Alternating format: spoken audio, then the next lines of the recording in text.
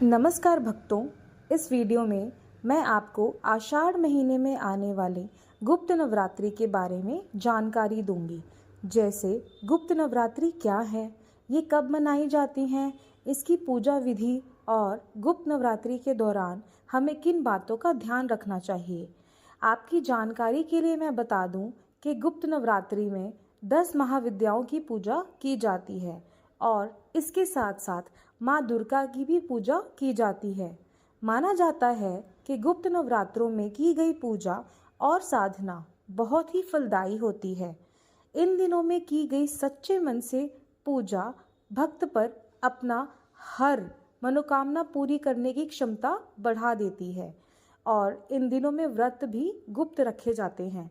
सात्विक भोजन किया जाता है और इस बार हर साल आषाढ़ मास के शुक्ल पक्ष की प्रतिपदा तिथि से गुप्त नवरात्रि शुरू हो रहे हैं।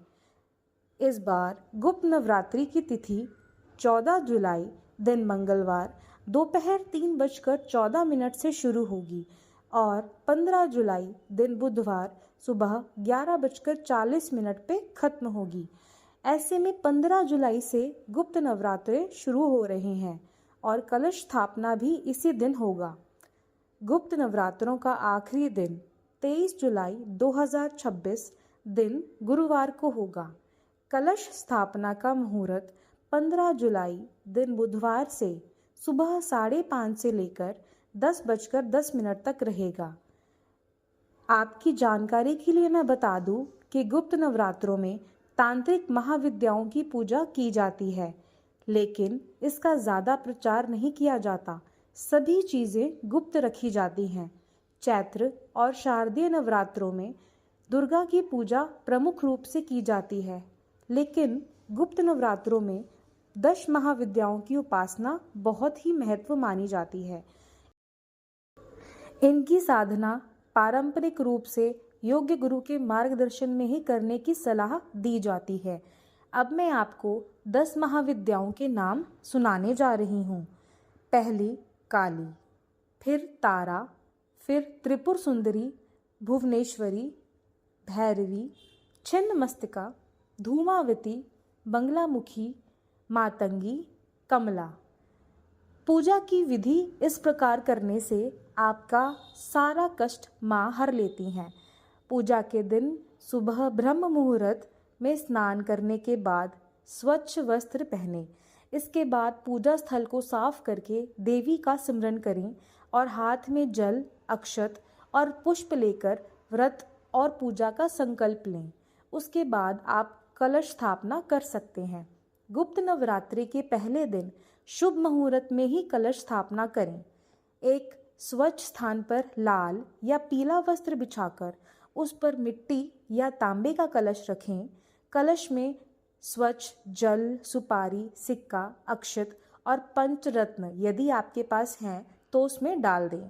कलश के मुख पर आम के पत्तों को लगाकर नारियल स्थापित करें। कलश के पास जौ बोना भी शुभ माना जाता है।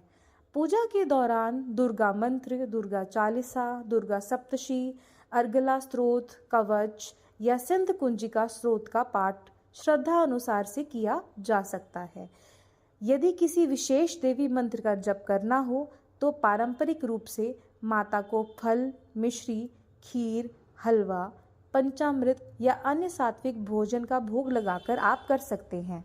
पूजा में लहसुन, प्याज और तामसिक भोजन का प्रयोग बिल्कुल भी ना करें।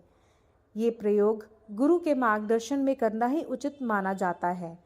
पूजा के आखिर में कपूर या घी का दीपक जलाकर माता की आरती करें। परिवार के सभी सदस्य आरती में शामिल हों। देवी से सुख, शांति और समृद्धि की प्रार्थना करें। अष्टमी, नवमी या अंतिम दिन श्रद्धा अनुसार हवन करें। हवन में घी, हवन सामग्री और समिधा का उपयोग कर देवी मंत्रों के साथ आहुति दी जाती है। इस बार अष्टमी तिथि 21 जुलाई दिन मंगलवार को होगी। नवमी तिथि 22 जुलाई दिन बुधवार और दशमी तिथि 23 जुलाई दिन गुरुवार को होगी। आशा करती हूँ कि आपको मेरी इस वीडियो में दी गई जानकारी अच्छी लगी होगी। ऐसी ही और वीडियोस के लिए मेरे चैनल को लाइक, सब्सक्राइब और शेयर करना ना भूलें। माता रानी आप पर अपनी कृपा बनाए रखें। आपका दिन शुभ हो। जय श्री कृष्ण, जय माता दी, राधे राधे।